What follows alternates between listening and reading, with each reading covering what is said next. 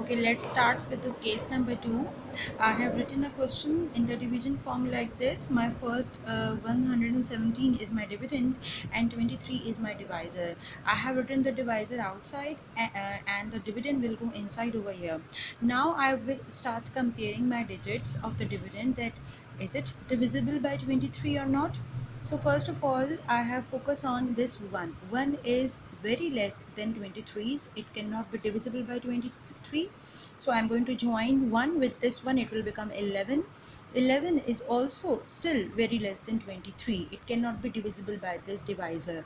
So in this case, what I'm going to do, I'm going to join all these three digits of my dividends together.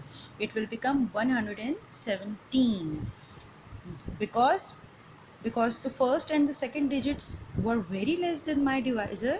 That's why in this case we have a need to join all these three digits together.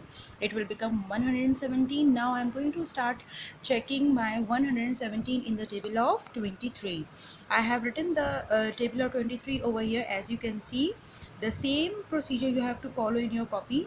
Now as I started comparing, 117 doesn't comes in the table of 23, but 115, which is less than 117, can easily comes in the table of 23 by 5.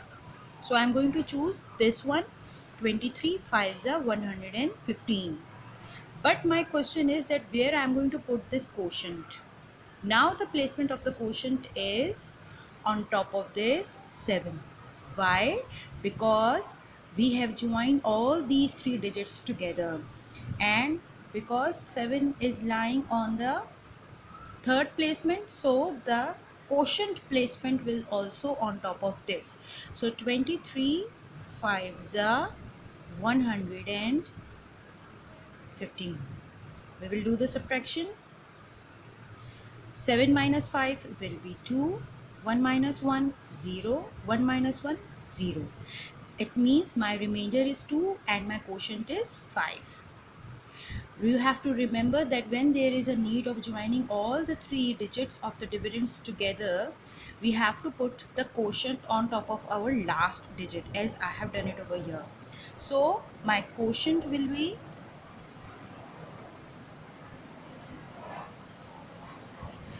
only 5 and my remainder will be 2. This is your second case. Now we will move towards our third case, which will be the last case.